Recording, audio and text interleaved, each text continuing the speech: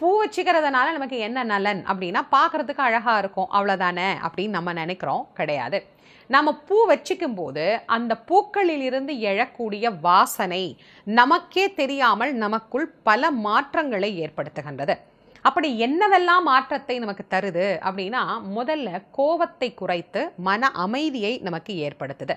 அதற்கு பிறகு நம்முடைய மூளையில் இருக்கக்கூடிய நாளமுள்ள நாளம் இல்லா சுரப்பிகள் அப்படின்னு சொல்கிறோம் இல்லையா, அதை எல்லாம் மிக சரியாக சுரப்பதற்கு உண்டான வேலைகளை அது தூண்டிவிடுகிறது.